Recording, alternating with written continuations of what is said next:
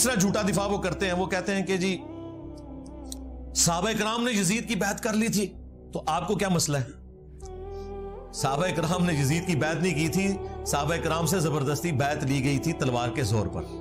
جھوٹ بولنا بند کریں۔ اگر آپ کو یقین نہ آئے تو 2018 میں جو کچھ ہوا پاکستان میں، زبردستی ایک بندہ مسلط ہوا ہم پہ اسٹیبلشمنٹ کے گن پوائنٹ کے اوپر، اور پھر سٹوری ریپیٹ ہوئی 2024 میں، ایک اور بندہ اسٹیبلشمنٹ کے گن پوائنٹ پہ ہم پہ مسلط ہو گیا۔ آج تک یہی ہو رہا ہے۔ تو بنو امیہ اس وقت کی اسٹیبلشمنٹ تھی، تلوار کے زور پہ سب کچھ ہوا۔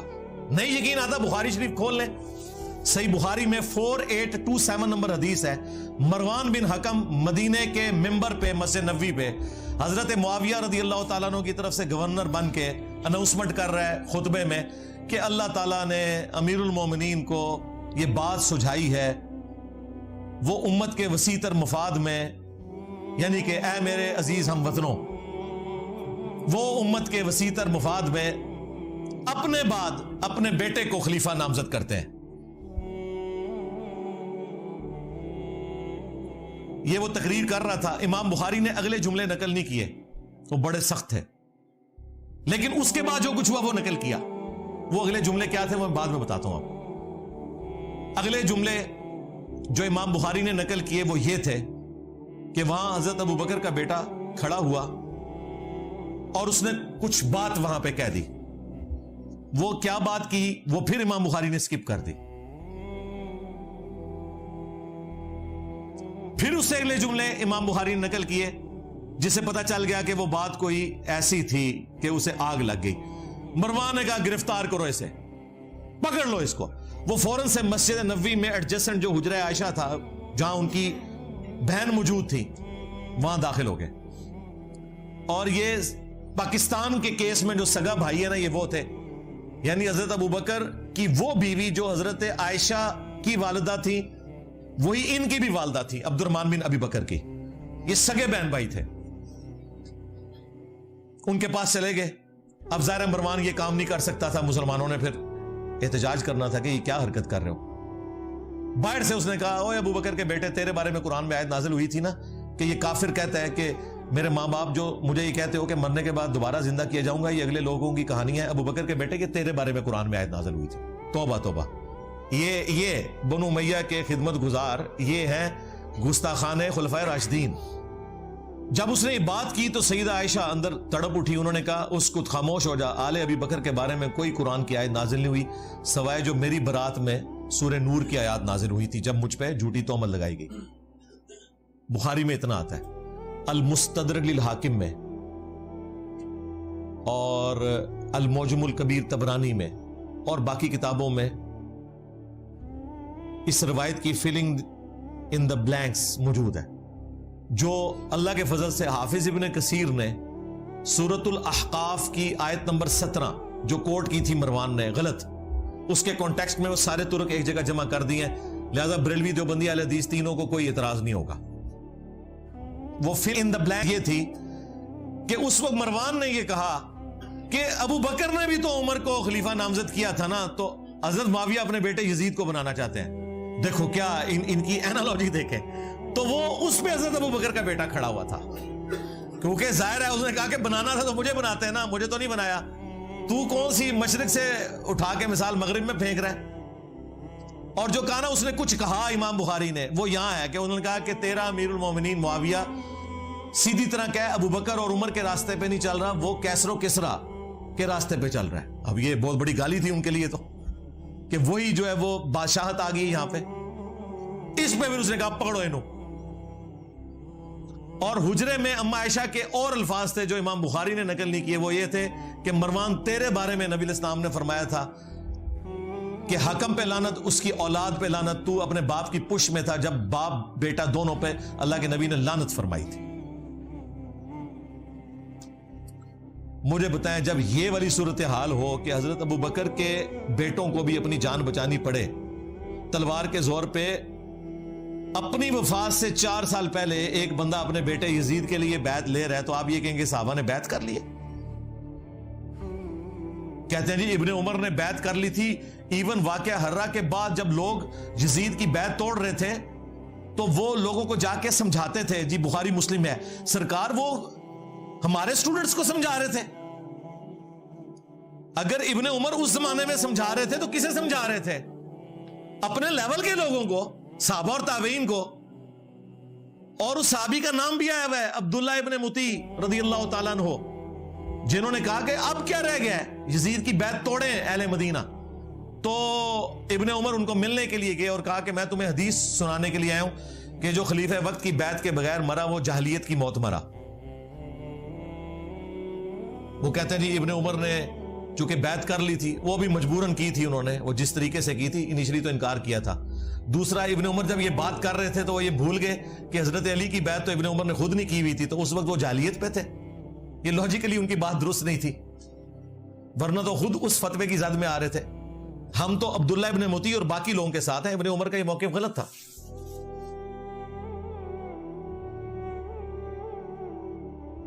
اور پھر دیکھیں ابن عمر کے ساتھ اسی بنو امیہ نے کیا کیا. صحیح بخاری میں ہی موجود ہے, انہیں حج میں احرام کی حالت میں پاؤں میں زخم کیا گیا ایک نیزے کے ذریعے جو زہر آلود تھا, اسی میں وہ شہید ہو گئے. اور آخری دنوں میں حجاج ابن یوسف ان کی جب عیادت کے لیے آیا تو بخاری کے الفاظ ہیں, اس نے پوچھا کہ حضرت مجھے پتہ چل جائے نا آپ کا قاتل کون ہے تو میں اسے نہیں چھوڑوں گا. انہوں نے کہا میرا قاتل وہ ہے جس نے احرام کی حالت میں نیزے اور تلواریں لانے کی اجازت دی ہے, جس میں اجازت ہی نہیں ہے, آپ نے خالی ہاتھ آنا ہے, یعنی کہ تو دیکھیں بنو امیہ ہی قاتل بنی خود ابن عمر کی. اسی لیے آخری وقت میں جا کے ابن عمر کو اندازہ ہو گیا کہ یہ لوگ ڈی ٹریک ہیں. المستدرک للحاکم میں یہ حدیث موجود ہے, مجموع الزوائد میں موجود ہے. امام حیثمی جو ابن حجر اسقلانی کے استاد ہیں, انہوں نے مجموع الزوائد میں اس کی سند کو صحیح کہا کہ ابن عمر آخری عمر میں افسوس کرتے تھے اور وہ کہتے تھے کہ مجھے نماز روزہ چھوڑنے کے اوپر کوئی افسوس نہیں, میں نے اس طرح کا کوئی کام نہیں کیا سوائے ایک چیز کے کہ میں نے حضرت علی کے ساتھ مل کر فیہ باغیہ کے خلاف قتال نہیں کیا, اس باغی گروہ کے خلاف جو مجھے کرنا چاہیے تھا. کون سا باغی گروہ؟ جو بخاری میں ہے, عمار تجھے ایک باغی جماعت قتل کرے گی, تو انہیں اللہ اور جنت کی طرف بلائے گا, وہ جماعت تجھے جہنم کی طرف بلائے گی. یعنی حضرت علی کی جماعت کو نبی الاسلام نے جنت کی طرف بلانے والی جماعت اور ان کے مخالفین کو جہنمی جماعت نہیں کہا, جہنم کی طرف بلانے والی, کیونکہ خلیفۃ المسلمین کی مخالفت. یہ ایک الگ سے ٹاپک ہے, میری کئی ایک ویڈیوز ہیں, وہ پچھلی والی ویڈیو دیکھ لیں, پچھلے محرم والی, کربلا کیوں ہوئی. تو آپ یہ دیکھیں, یہ بالکل واضح احادیث ون سائیڈڈ مقدمہ پیش کر رہی ہیں. جن ابن عمر کی بنیاد کے اوپر انہوں نے اتنا ہنگامہ کھڑا کیا ہوا تھا, وہ ابن عمر تو آخری وقت میں اپنے پرانے اعمال کے اوپر شرمندہ ہے, اور یہ کہہ رہے ہیں جی ابن عمر نے یزید کی بیعت کر لی تھی. جو مخالفین تھے ابن عمر کے وہ بھی صحابہ اور تابعین تھے, ان کی رائے کا کوئی احترام نہیں کرتے. یعنی میٹھا میٹھا ہپ ہپ تے کوڑا کوڑا تھو تھو, اسی کے اوپر کہا جاتا ہے. اسی کانٹیکسٹ میں بخاری میں ایک حدیث ہے, حضرت عمر نے پہلے ہی پیش گوئی کر دی تھی, 6830. حضرت عمر نے جب آخری حج اپنا کیا, اس کے بعد ان کو اگلا سال نصیب نہیں ہوا, تو وہاں منا میں حضرت عمر تک کسی نے یہ بات پہنچائی کہ لوگ یہاں چیما گوئیاں کر رہے ہیں کہ جب عمر مر جائے گا تو ہم فلاں شخص کو اپنا خلیفہ چن لیں گے. حضرت عمر کو اتنا غصہ آیا, انہوں نے کہا میں ادھر ہی خطبہ دوں گا کہ مسلمانوں کے مشورے کے بغیر انہوں نے پہلے ہی طے کر لیا کسے خلیفہ بنانا ہے. تو عبد الرحمن بن عوف نے کہا کہ حضرت یہاں ہر طرح کے لوگ آئے ہیں, آپ مسجد نبوی میں جا کے خطبہ دیں. یہ چند لوگوں کے سامنے بات ہوئی ہے, آپ اس کو عام نہ کریں. اور میں دعوے سے کہتا ہوں کہ اگر یہ یوٹیوب پہ کلپ آیا ہوتا نا اس زمانے میں, تو حضرت عمر نے اسی ٹائم یوٹیوب پہ کلپ اپنا چڑھانا تھا, ریپلائی ٹو کر کے. خیر مدینہ شریف آئے, ابن عباس کہتے ہیں کہ میں ممبر کے اتنے قریب تھا کہ میرا گھٹنا ٹچ کر رہا تھا, اور میں ساتھیوں سے کہہ رہا تھا آج حضرت عمر نے پھٹے چک دینے نے, بڑے غصے نے, اور بڑا لمبا انہوں نے خطبہ دیا. اس میں یہ بھی الفاظ تھے کہ دیکھنا ابو بکر کی خلافت جس طریقے سے منعقد ہوئی وہ کیٹاسٹرافک کنڈیشن تھی, مستقبل میں اسے دلیل نہ بنایا جائے. یعنی حضرت عمر مانتے تھے کہ اس طریقے سے حضرت ابو بکر کو خلیفہ نہیں چنا جانا چاہیے تھا. لیکن وہ سعد ابن عبادہ اور جو باقی معاملات ہوئے سقیفہ بنی ساعدہ میں, وہ الگ سے ایک ٹاپک ہے, انہوں نے کہا کہ یہ مستقبل میں دلیل نہیں ہوگی، مسلمانوں کے مشورے کے بغیر کسی کو خلیفہ نہ چننا۔ حضرت عمر بھی حضرت ابوبکر نے صحابہ سے مشورہ کر کے، صحابہ نے کہا تھا کہ آپ نامزد کریں، اس کے بعد مشورہ ہوا ہے، یہ زبردستی مسلط نہیں کیا گیا۔ پھر حضرت عمر نے تو 6 رکنی کمیٹی بنائی، کیونکہ ان 6 سے بہتر لوگ کوئی نہیں تھے۔ بخاری میں موجود ہے، یہ 6 لوگ وہ ہیں جن سے رسول اللہ اپنی وفات تک راضی رہے۔ تو سیدنا عمر رضی اللہ تعالیٰ عنہ نے کہا کہ حضرت ابوبکر کی خلافت کو دلیل نہ بنانا، یاد رکھنا جب بھی مسلمانوں کے مشورے کے بغیر کسی کو خلیفہ چنا گیا تو اس کا انجام قتل و غارت ہوگا۔ یہ قتل و غارت ہوئی ہے۔ یہ کہتے ہیں جی یزید خلیفہ وقت تھا تو حضرت حسین نے بغاوت کی ہے، نعوذ باللہ۔ جو خلافت قائم ہی نہ ہو اس کے بارے میں یہ کہنا اس کے خلاف خروج ہوا ہے، یعنی مزارات جو بنانا ہی حرام تھے اسے کہنا کہ مزارات شہید ہو گئے۔ مزار تو شہید نہیں ہوں گے، وہ بنانا ہی حرام تھے۔ مسلم شریف میں حدیث میں تمہیں منع کرتا ہوں قبروں کو پکا کرنے سے، قبروں پہ عمارت بنانے سے اور قبروں پہ بیٹھنے سے۔ مجاور بن کے بیٹھنا بھی حرام ہے، ویسے بیٹھنا بھی حرام ہے، لہذا یہ کنسیپٹ بالکل کلیئر ہے۔ جھوٹا دفاع نمبر 4، وہ کہتے ہیں جی یزید تو تابعی تھا جی، حضرت معاویہ کا بیٹا ہے، اور جامعہ ترمذی میں حدیث ہے جس نے مجھے دیکھا اسے بھی جہنم کی آگ نہیں چھوئے گی، اور جس نے میرے دیکھنے والے کو دیکھا یعنی صحابی کو دیکھا اور وہ ہو گیا تابعی، اسے بھی جہنم کی آگ نہیں چھوئے گی۔ تو کہتے ہیں جی یزید تو بخشا بخشا ہے۔ واہ، بخشا بخشا ہے۔ پھر حجاج بن یوسف بھی بخشا بخشا ہے، وہ تابعی نہیں ہے؟ جتنے جھوٹے راوی ہیں میجورٹی ان کی تابعین میں موجود ہے، قانوناً وہ تابعی تھے، ظاہر ہے کلمہ گو تھے۔ خوارج کون تھے؟ تابعین ہی تھے، اہل قبلہ تھے، اہل کلمہ تھے۔ مولا علی نے انہیں کافر نہیں کہا۔ ہاں، پوچھا گیا کافر ہے مصنف ابن ابی شیبہ میں، کہا نہیں کافر نہیں ہے۔ پوچھا گیا منافق ہے، کہا منافق نہیں ہے۔ منافق تو بڑا تھوڑا ذکر کرتے ہیں اللہ کا، یہ تو اتنی لمبی نمازیں پڑھتے ہیں۔ پوچھا گیا پھر کیا ہے؟ ظاہر ہے جب کافر نہیں منافق نہیں تو پھر مسلمان ہی ہے۔ ان کا یہ ایک گروہ ہے جنہوں نے ہم سے بغاوت کی ہے، ہم میں سے ہی نکلا ہوا ایک گروہ ہے۔ تو خوارج بھی تابعین ہے، لیکن مسند احمد میں موجود ہے نبی علیہ السلام نے کہا کہ خوارج جہنم کے کتے ہیں۔ کیوں؟ اپنے اعمال کی وجہ سے۔ تو اس طرح نہیں کوئی فضیلت ثابت ہو جاتی۔ حجاج جو اتنے صحابہ کا قاتل ہے اسے آپ تابعی کہیں گے؟ تابعی تو ہے قانوناً، وہ ظاہر مسلمانوں کا گورنر تھا۔ لیکن مسلم شریف اٹھا کے دیکھیں، اسماء بنت ابی بکر نے کہا تھا حجاج ہم نے نبی علیہ السلام سے سنا تھا کہ بنو ثقیف میں ایک کذاب ہوگا اور ایک ظالم۔ کذاب تو ہم دیکھ چکے، ظالم تو ہے، یہ فضیلت ہے، لو سامو۔ اور مسلم شریف میں موجود ہے اس ظالم نے عبداللہ ابن زبیر کو شہید کیا، ان کی لاش لٹکا دی مکہ شریف میں اور یہودیوں کے قبرستان میں پھینکی، اور ان کی ماں کو بلا کے کہا جو حضرت ابوبکر کی بیٹی تھی بڑی، اما عائشہ سے بھی بڑی، اسماء کو، دیکھو میں نے تیرے بیٹے کے ساتھ کیا کیا۔ تو انہوں نے فرمایا کہ تو نے میرے بیٹے کی دنیا برباد کی، میرے بیٹے نے تیری آخرت برباد کر دی ہے۔ ظالم انسان، یہ مسلم شریف ہے، مولانا شریف نہیں ہے۔ تو حجاج بھی پھر تابعی ہے، اسے بھی جہنم کی آگ نہیں چھوئے گی۔ نہ انہیں قرآن کا پتہ، نہ انہیں سنت کا فہم، نہ انہیں فقہ آتی ہے، صرف ایک بنو امیہ کی چاکری کرنی ہے، چاہے انہیں قرآن و سنت کا انکار کرنا پڑے، جھوٹی روایتیں گھڑنی پڑے، انہوں نے گھڑنی ہے، جو واضح احادیث ہیں ان کا انہوں نے انکار کرنا ہے۔ اس طریقے سے یہ لوگ لے کے چلتے ہیں۔ اچھا، مزے کی بات میں آپ کو بتاؤں، آج سے آلموسٹ 800 سال پہلے امام ابن جوزی گزرے رحمہ اللہ تعالی، المتوفى 597 ہجری۔ یہ شیخ عبد القادر جیلانی المتوفى 561 ہجری کے شاگرد بھی ہیں، محدثین میں بڑا مقام ہے ابن جوزی کا۔ یہ ابن قیم جوزی نہیں ہے جو ابن تیمیہ کا شاگرد ہے، یہ ابن تیمیہ سے بھی 200 سال پہلے گزرے ہیں۔ ابن تیمیہ بھی انہیں بہت بڑا محدث مانتے ہیں۔ انہوں نے الموضوعات، بڑی گھڑی ہوئی بڑی بڑی حدیثیں، وہ کتاب بھی لکھی ہے جس میں انہوں نے یہ بھی لکھا ہے کہ جو حدیث حضرت معاویہ کی شان میں ہوگی نا، یہ بھی اس بات کی نشانی ہے کہ یہ گھڑی ہوئی حدیث ہے۔ گھڑی ہوئی حدیثوں کی کچھ نشانیاں بتائی ہیں، ان میں سے ایک یہ بتائیے جو حضرت معاویہ کی شان میں ہوگی نا تو سمجھ لو کہ یہ گھڑی ہوئی حدیث ہے۔ اب یہ بہت بڑے محدث ہیں۔ ان کے زمانے میں ایک ناسبی تھا عبد المغیث، اس نے یزید کے فضائل کے اوپر کوئی رسالہ لکھا، تو ابن جوزی غصے میں آئے, انہوں نے ایک کتاب لکھی جو کتاب محدثین کے ہاں اتھینٹک مانی جاتی ہے. ابن تیمیہ نے بھی اس کی تعریف کی ہے, ابن کثیر نے بھی کی ہے. الرد علی المعتصب العنید المانع من ذم یزید, یہ اس متعصب ضدی شخص کے رد پہ لکھی جا رہی ہے کتاب جو یزید کو برا کہنے کو غلط سمجھتا ہے اور منع کرتا ہے. اس زمانے میں ایک یزیدی تھا عبد المغیث, اس کے رد پہ پھر انہوں نے طبیعت صاف کی ہے ان لوگوں کی.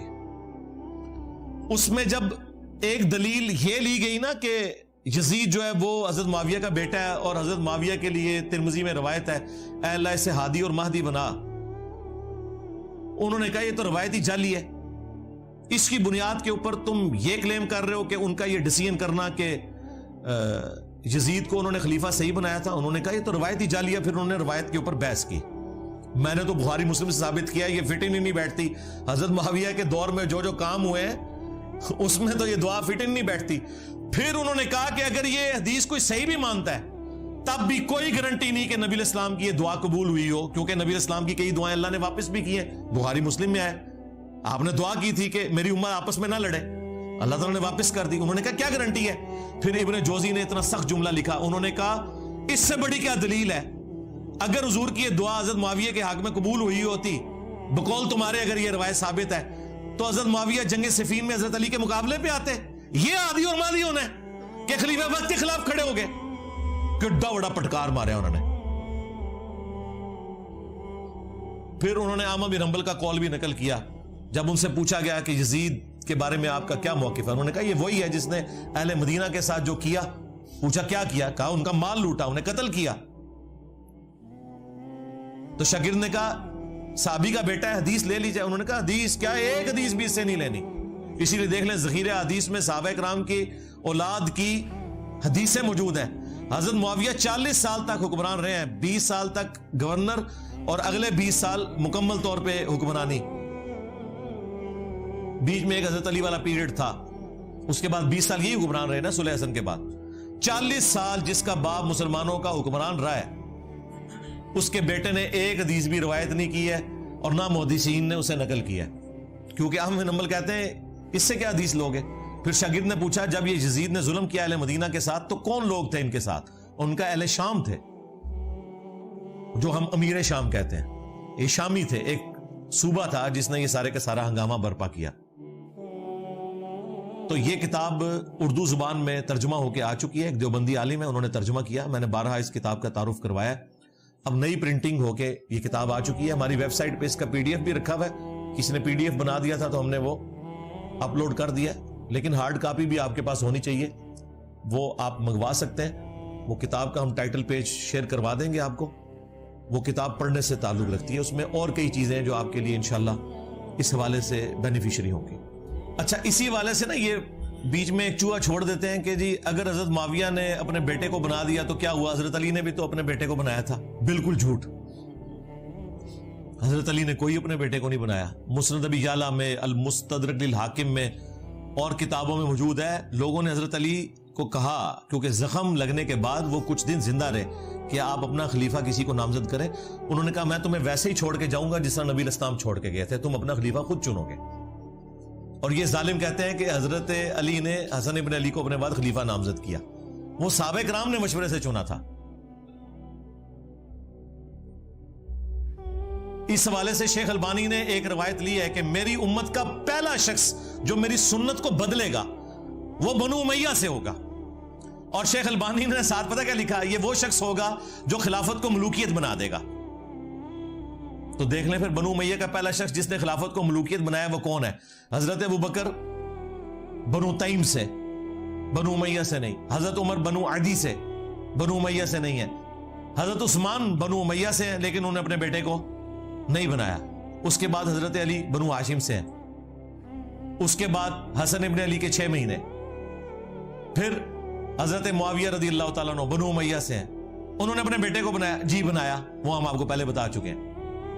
تو شیخ البانی جو محدث اعظم سعودیہ تھے, اس دور کا امام بخاری ان کو مانتے ہیں, اہل حدیث بھی اور دیوبند بھی. اور بریلوی بھی وقت آنے پہ انہیں کوٹ کر دیتے ہیں. انہوں نے اشارتاً کہا کہ یہ وہ شخص ہوگا جو خلافت کو ملوکیت میں بدل دے گا, میری امت میں پہلا شخص جو میری سنت کو بدلے گا. تو یعنی انہوں نے نام لیے بغیر بتا دیا کہ یہ بندہ کون ہے, یزید کے ابا جی. ٹھیک ہو گیا. پانچواں جھوٹا دفاع, وہ کہتے ہیں نہیں حضرت علی کا جو اپنا بیٹا ہے محمد بن حنفیہ, اس نے تو بڑی تعریف کی ہے یزید کی. ہم پوچھتے ہیں کہاں لکھا ہوا ہے؟ کہتے ہیں تاریخ میں لکھا ہوا ہے. تاریخ میں اگر 5% باتیں یزید اور ان کے والد کے حق میں ہے نا, تو 95% ان کے خلاف ہیں, بلکہ ایمان ثابت کرنا بھی مشکل ہو جائے گا اگر تاریخ تبری کے حوالے ہم نے پیش کیے تو. حدیث سے بات کرو. جی حدیث میں تو اس طرح کی کوئی بات نہیں, آپ کو پتہ ہے ہماری باتیں حدیثوں میں تو نہیں نکلتی. جی ہمیں پتہ ہے, یہی تو ہم رونا رو رہے ہیں. لیکن وہ تاریخ میں تو ہے. جی ہم کہتے ہیں وہ جو تاریخ تم پیش کر رہے ہو وہی پوری پڑھ کے بتا دو. ابن کثیر نے نقل کی ہے یہ مردود روایت, لیکن یہ روایت پوری نہیں پڑھ سکتے, وہ ان کے گاٹے فٹ ہو جائے گی. اس روایت میں پتا کیا ہے؟ عبداللہ ابن مطیع صحابی محمد بن حنفیہ کے پاس آتے ہیں جو تابعی ہیں, جو حضرت علی کے بیٹے ہیں حنفیہ نامی عورت سے. انہیں آگے کہتے ہیں کہ حضرت آپ کا بھائی حسین شہید ہو گیا, یزید حکمران بن گیا, آپ کیوں نہیں قیام کرتے؟ تو ساتھ ہی کہا کہ اہل مدینہ میں سے کچھ لوگ شام سے آئے ہیں, انہوں نے یزید کو اس حال میں پایا ہے کہ وہ تارک الصلاح ہے, وہ شراب پیتا ہے اور کتاب و سنت سے تجاوز کرتا ہے. تو محمد بن حنفیہ نے کہا کہ نہیں, میں تو جتنا عرصہ یزید کے پاس رہا ہوں میں نے تو اسے نماز کا پابند پایا ہے اور سنت کا عامل پایا ہے. تو انہوں نے کہا حضرت وہ جتنے دن آپ رہے ہیں نا ادھر, اتنے دن اس نے آپ کو دکھانے کے لیے سب کچھ ایکٹنگ کی ہے, اصل میں تو وہ شرابی ہے, تارک الصلاح ہے اور کتاب و سنت کو پائمال کرنے والا ہے. اب یہ پوری روایت تھی, انہوں نے آدھی لے لی کہ محمد بن حنفیہ نے کہا میں اسے نماز کا پابند پاتا ہوں, جبکہ صحابی کہہ رہا ہے کہ وہ شرابی ہے, تارک الصلاح ہے, کتاب و سنت کا مذاق اڑاتا ہے. اب مجھے بتائیں صحابی اور تابعی کی بات ٹکرائے تو کس کی بات مانی جائے گی؟ انہوں نے آدھی روایت نقل کی. اسی لیے ہمارے جو استاد تھے شیخ زبیر صاحب, انہوں نے فتاوی علمیہ میں باقاعدہ اس روایت کو ڈسکس کر کے کہا کہ اگر اس روایت کو تم صحیح مانو گے نا, پھر ماننا پڑے گا کہ یزید نماز بھی نہیں پڑھتا تھا, وہ شرابی بھی تھا اور کتاب و سنت کو توڑتا تھا, اس کے احکامات سے تجاوز کرتا تھا. بہتر یہ ہے کہ اس روایت سے جان چھڑا لو. انہوں نے کہا میرے نزدیک یہ پوری روایت ثابت ہی نہیں ہے, کیونکہ اگر روایت لینی ہے پھر پوری لینی ہے, آدھی تو نہیں لینی. سند تو ایک ہے اور وہ مردود سند ہے. یہ جناب جو انہوں نے ایک رٹ لگائی تھی کہ محمد بن حنفیہ نے تعریف کر دی, لو سامو اور پوری تعریف بیان کرو, پھر پتہ چلے گا صحابی کرتے ہو, صحابی کو تو تم نے چھوڑ دیا. جھوٹا دفاع نمبر 6, وہ کہتے ہیں نہیں حضرت حسین کو تو کوفیوں نے مار دیا تھا, خود ہی شیعہ علی نے مار دیا تھا, ایم یزید کے متھے مار دیا. واہ واہ, بالکل کوفیوں نے مارا تھا, لیکن وہ کوفی کون تھے؟ جو اہل شام کے انڈر تھے.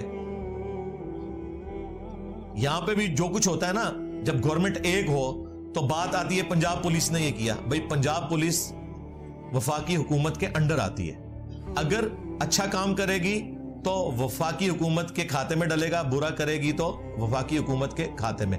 وہاں پہ بھی کوفہ ایک صوبہ تھا شام کی حکومت کا. کوفی وہ تھے جو 22,000 کا لشکر لے کے آئے تھے کربلا میں, وہ کوفی تھے لیکن اس گورنمنٹ کے انڈر تھے. یہ وہ کوفی نہیں تھے جنہوں نے خطوط لکھے تھے, وہ تو صحابہ اور تابعین تھے. سلمان ابن سرد جن کی حدیث ہے بخاری اور مسلم میں, نبی علیہ السلام نے 2 بندوں کو لڑتے ہوئے دیکھا اور کہا میں ایک کلمہ ایسا جانتا ہوں یہ پڑھ لیں تو شیطان ان سے دور ہو جائے گا, ان کا غصہ ٹھنڈا ہو جائے گا, اعوذ باللہ من الشیطان الرجیم. یہ جو بخاری مسلم کی حدیث ہے اس کے راوی ہیں سلمان ابن سرد.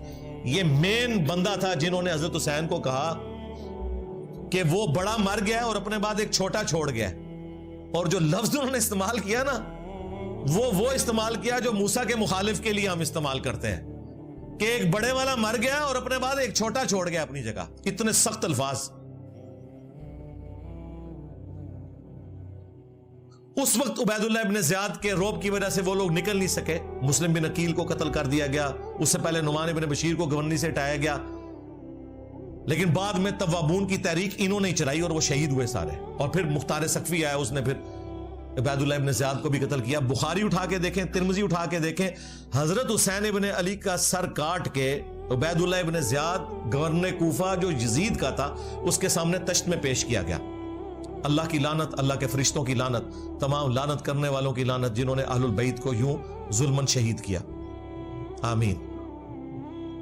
تو وہ چھڑی سے ان کے چہرے مبارک کو چھیڑنے لگا اور ان کے حسن میں کوئی کلام کرنے لگا. تو انس ابن مالک پاس کھڑے تھے, وہ اتنا ہی کر سکتے تھے, بوڑھے ہو چکے تھے, 90 پلس تھے.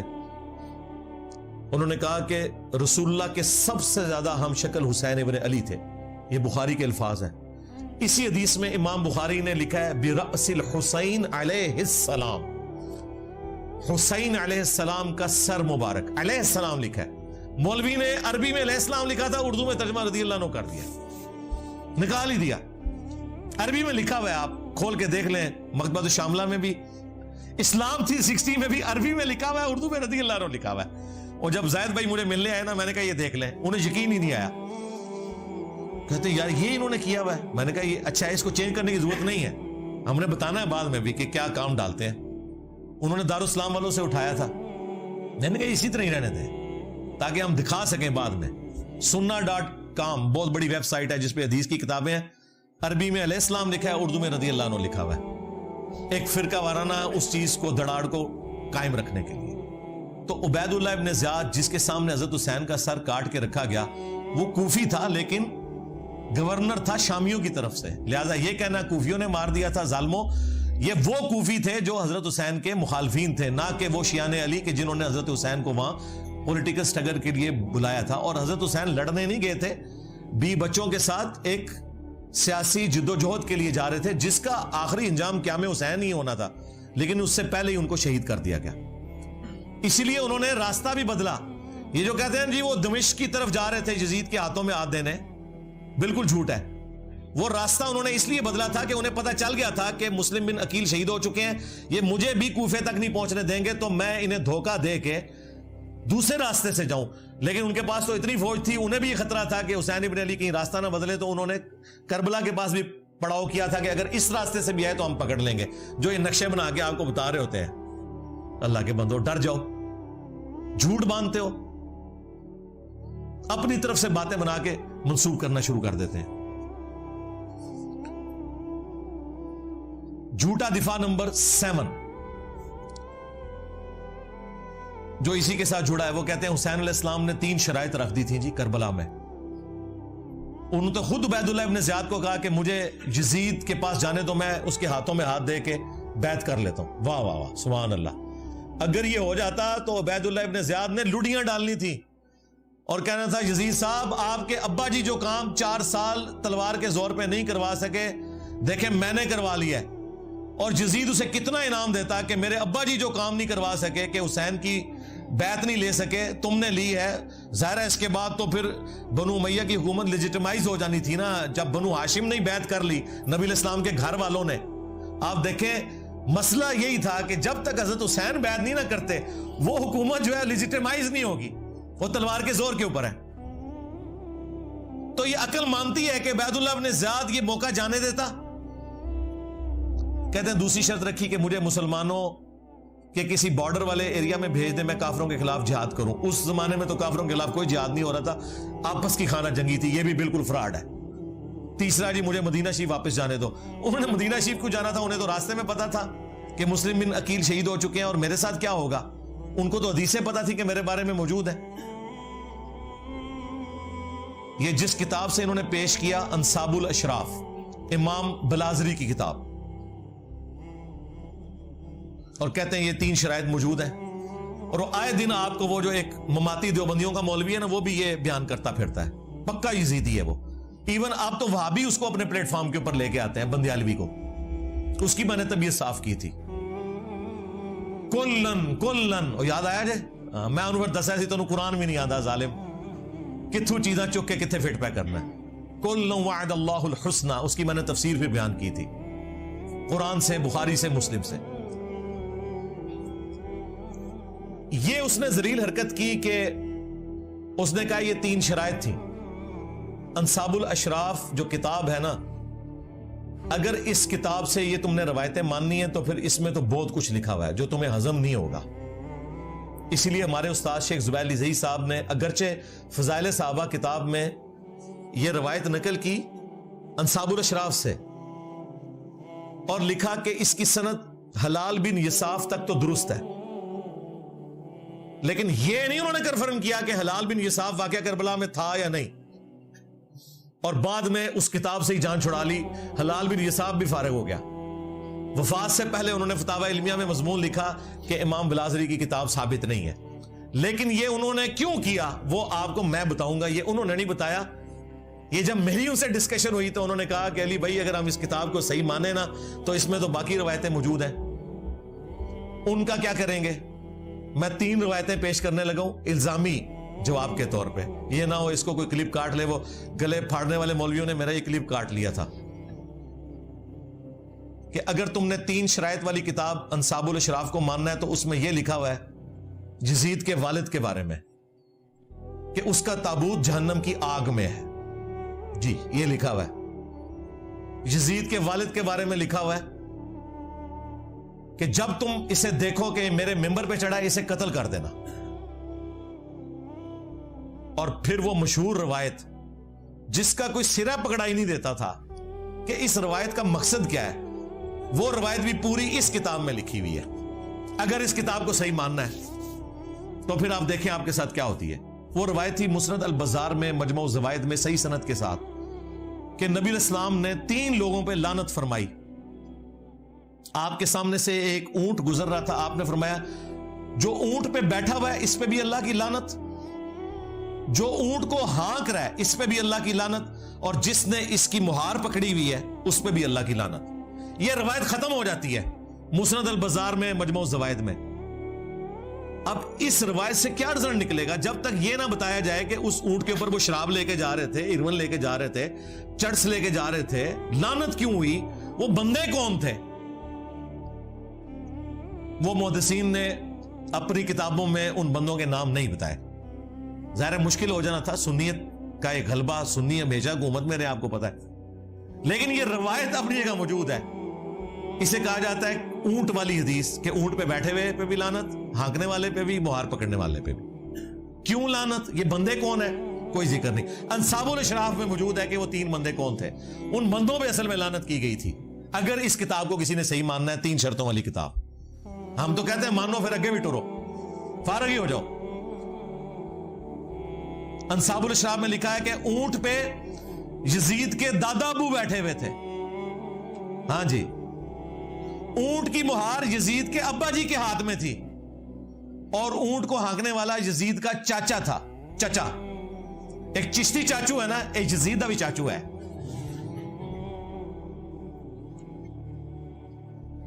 تو اب یہ 3 نام میں نے اس لیے نہیں بتایا کہ وہ پھر کلپ کو کاٹیں گے. میں نے آپ کو اشارتاً بتا دیا کہ اونٹ پہ یزید کا دادا بیٹھا ہوا تھا، مہار اس کے ابے کے ہاتھ میں تھی، اور ہانکنے والا چاچا تھا.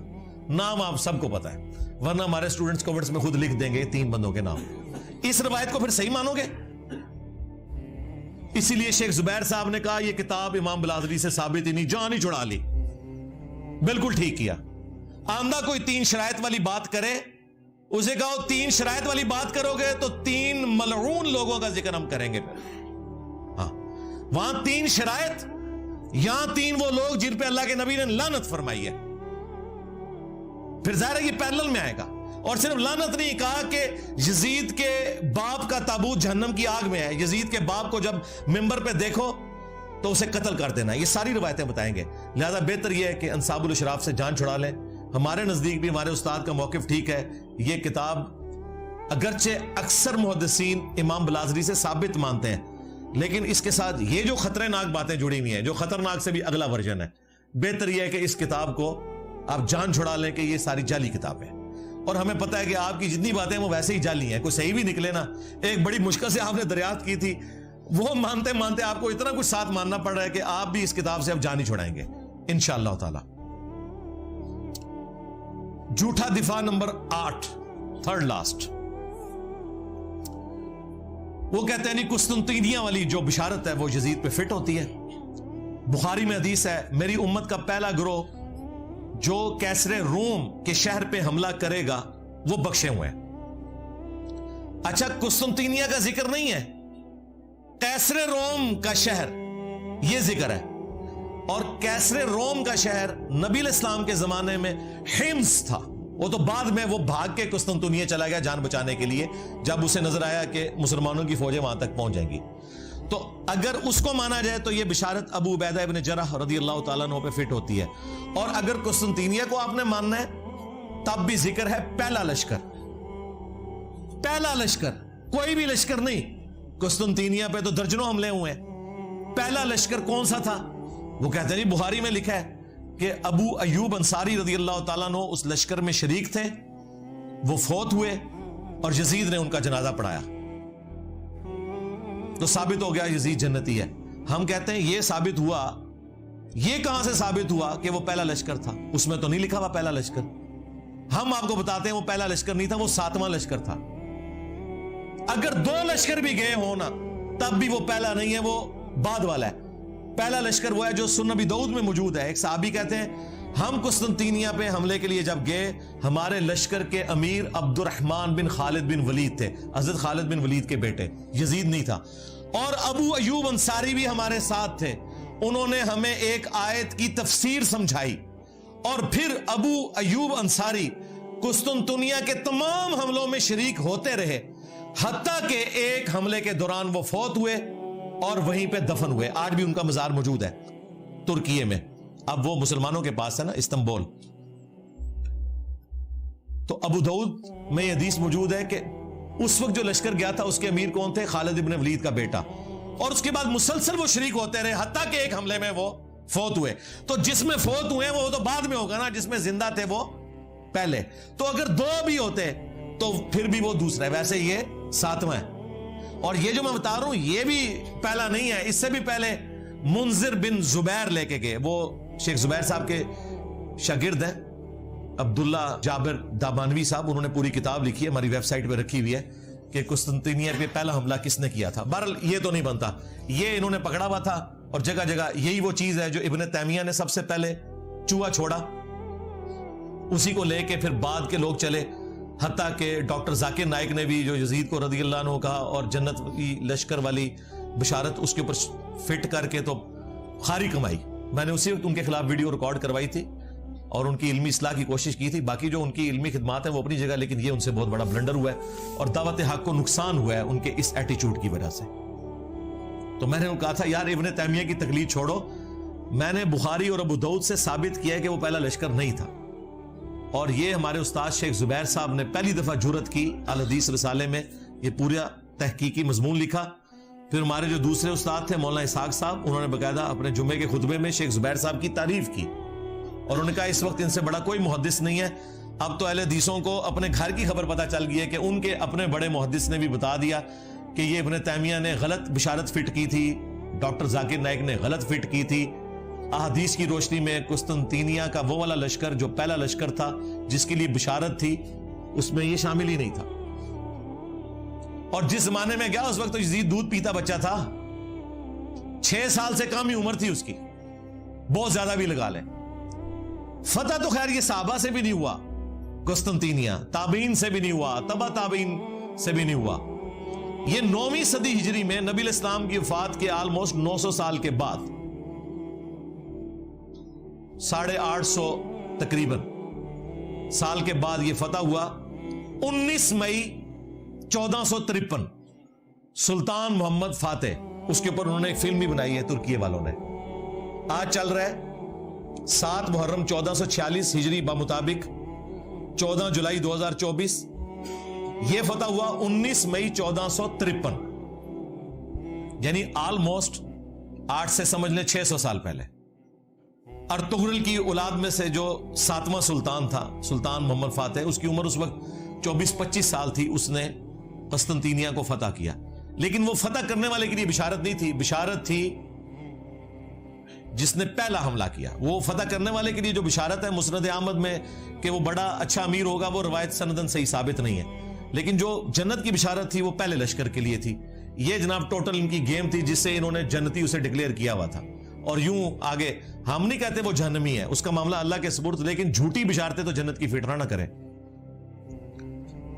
سیکنڈ لاسٹ جھوٹا دفاع نمبر 9,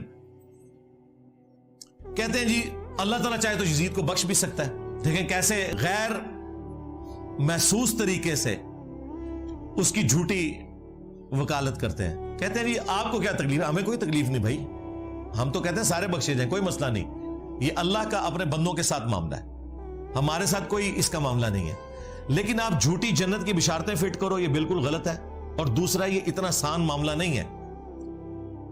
کہتے نہیں قرآن میں لکھا ہے اللہ تعالیٰ چاہے تو شرک کے سوا ہر گناہ معاف کر سکتا ہے. بالکل, ان اللہ لا یغفر ان یشرک بہ ویغفر ما دون ذلک لمن یشاء.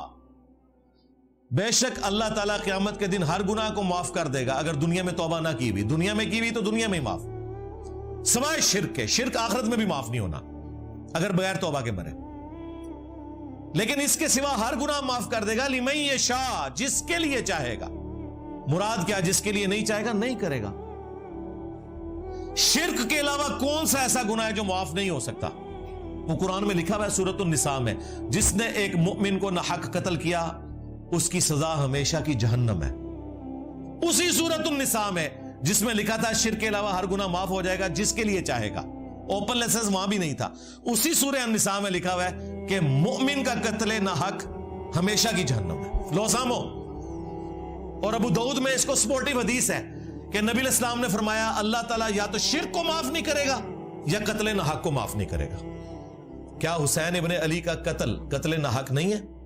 کیا یزید نے قاتلین حسین سے بدلہ لیا, کوئی سزا دی؟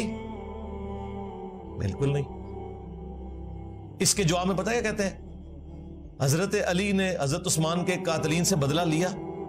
یہ بالکل مثال غلط ہے, کیونکہ حضرت عثمان حضرت علی کے دور میں تو شہید ہی نہیں ہوئے, وہ تو اپنے گورنروں کی وجہ سے شہید ہوئے اپنے دور خلافت میں خود. اس پہ میری تفصیلی ویڈیو دیکھ لیں حضرت عثمان کیوں شہید ہوئے. انہوں نے آپ کو ایک جعلی بات بتائی تھی, عبداللہ بن سبا تھا جس نے سارے صحابہ کو نعوذ باللہ گمراہ کر دیا, جس کا نام بخاری سے لے کے ابن ماجہ تک دنیا کی کسی حدیث کی کتاب میں جو مین کتابیں ہیں نام بھی نہ آئے. عبداللہ بن سبا یہ حضرت علی کے دور میں آیا تھا جسے حضرت علی نے قتل کروایا.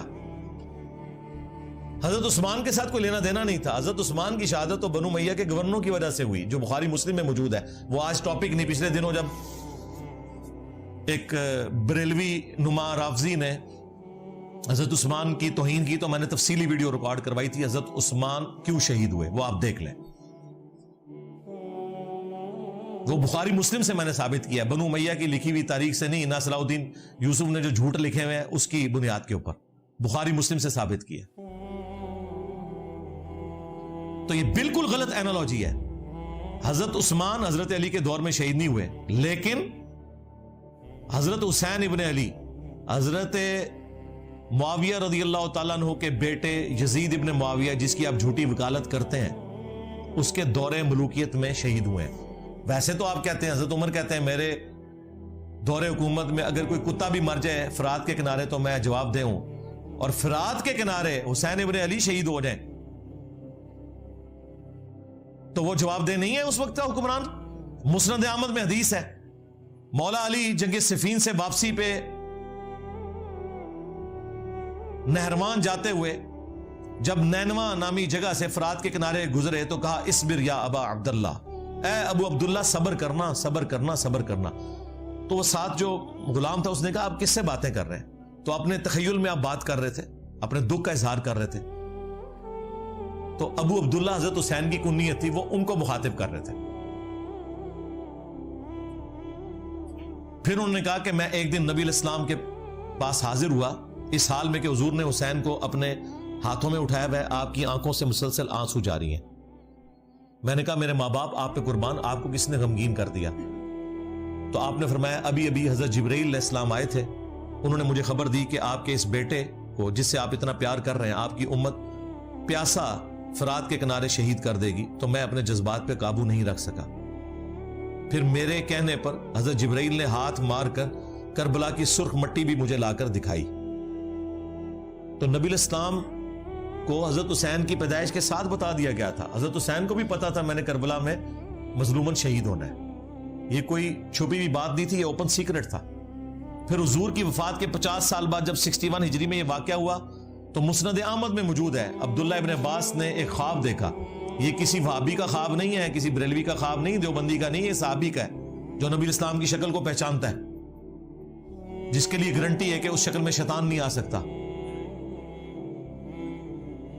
دوپہر کے وقت کہتے ہیں میں نے دیکھا نبی اسلام کے بال بکھرے میں گرد آلود ہیں, ہاتھ میں خون کی ایک شیشی ہے. میں نے کہا یا رسول اللہ میرے ماں باپ قربان, آپ کی یہ حالت کس نے کر دی؟ تو نبی اسلام نے کہا کہ میں صبح سے حسین اس کے ساتھیوں کا خون جمع کر رہا ہوں کربلا میں. یہ ایک تمثیلاً ایک خواب دکھایا گیا, یہ نہیں کہ نبی اسلام وہاں پہ موجود تھے, یہ تمثیلاً ہے. کہتے ہیں میں گھبرا کے اٹھا, میں نے وہ تاریخ اور دن نوٹ کیا اور کتنے عرصے بعد خبر آئی, کیونکہ اس زمانے میں میڈیا تو نہیں تھا, کہ 10 محرم الحرام 61 ہجری میں حسین ابن علی کو ان کے ساتھیوں سمیت کربلا میں شہید کیا گیا. نبی الاسلام اپنی وفات کے بعد بھی تمثیل کے طور پہ اللہ تعالیٰ نے دکھایا کہ حضور کا دل دکھا ہوا ہے جو کچھ حسین ابن علی کے ساتھ ہوا. اور مزے کی بات آپ کو بتاؤں, یہ حدیث شاہ اسماعیل دہلوی جو وہابیوں کا امام ہے, دیوبند اور اہل حدیث کا, جس طرح بریلویوں کے لیے عام مذہب بریلوی ہے, اس نے اپنی کتاب تقویت الایمان کے ساتھ جو تذکیر الاخوان لکھی نا, اس میں انہوں نے یہ حدیث مسند احمد کی لکھی اور لکھا یزید پلید. یہ آج یزید کو رضی اللہ عنہ کہتے ہیں, ان کا ابا کہتا تھا یزید پلید. اور یہ حدیث لکھ کے انہوں نے کہا کہ یہ حدیث اس بات پر گواہ ہے کہ نبی الاسلام جنتوں میں اپنے حسین کی شہادت پہ غم زدہ ہیں. یہ کس نے لکھا؟ اسماعیل دہلوی نے. اس حدیث سے یہ رزلٹ نکالا انہوں نے, اور یہ پچھلے کیا کر رہے ہیں ریالوں کے چکر میں. تو یہ تکلیف دہ چیز جو امت کو جس نے 2 ٹکڑے کر دیا, آج تک امت جڑ نہیں سکی. الحمدللہ ہم نے کوشش کی ہے قرآن و سنت کی روشنی میں ان چیزوں کو پبلک کے سامنے رکھیں اور لوگوں کو یہ پتا چلے کہ حق بات کیا ہے. باقی یہ زبردستی دھکے کے ساتھ چیزوں کو ثابت کرنا یہ بالکل ظلم والی بات ہے. مجھے یہاں پہ وہ قول یاد آیا ابراہیم نخعی کا, جو بخاری مسلم کے راوی ہیں, تابعی ہیں. وہ کہتے ہیں بالفرض اگر میں دنیا میں قاتلین حسین میں شامل ہوتا اور قیامت کے دن اللہ تعالیٰ میری بخشش بھی کر دیتا, میں جنت میں بھی پہنچ جاتا, تب بھی میں جنت میں رسول اللہ کا سامنا نہیں کر سکتا تھا کہ کہیں حضور مجھ سے پوچھ ہی نہ لے کہ دنیا میں تو میرے حسین کے قاتلین میں شامل تھا. یعنی دیکھیں, حالانکہ جنت میں سب کچھ بخشش کے بعد بھی پہنچ گئے نا. جو غیرت مند ہے نا, یہاں تو کہہ رہے ہیں جی اللہ چاہے تو بخش دے, جو کہہ رہے ہیں کہ اگر ہم بخشے بھی جائیں نا, یہ کہتے ہیں نا اللہ چاہے تو یزید کو بخش دے, ہم کہتے ہیں ہمارا کوئی لینا دینا نہیں کہ اللہ اور بندے کا معاملہ ہے. لیکن جو غیرت مند لوگ ہیں وہ کہہ رہے ہیں ہمیں بخش بھی دیا جاتا نا اس عمل کے سبب, تب بھی ہم رسول اللہ کا سامنا نہیں کر سکتے تھے جنت میں, کہیں حضور پوچھ ہی نہ لے کہ تو دنیا میں میرے حسین کے قاتلین میں شامل تھا. یہ قول ابراہیم نخعی کا, جو بخاری مسلم کے راوی ہیں, حضرت امام حنیفہ کے دادا استاد ہیں. المعجم الکبیر طبرانی میں ان کا قول صحیح سند سے موجود ہے. غیرت مند لوگ ایسے ہوتے ہیں, ابراہیم نخعی جیسے. 50 ہجری میں پیدا ہوئے ہیں, 96 ہجری میں فوت ہوئے ہیں, صرف 46 سال ان کی عمر تھی, لیکن اہل بیت کے چاہنے والے تھے, بخاری مسلم کے راوی ہیں. حنفیت پوری ان کے اوپر ڈیپینڈنٹ ہے, کیونکہ یہ آگے سے ایک واسطے سے عبداللہ ابن مسعود کے شاگرد ہیں, تو وہ اپنے آپ کو ان کے ذریعے منسوب کرتے ہیں. یہ چیزیں بھی ان کی پھر لیں نا آپ.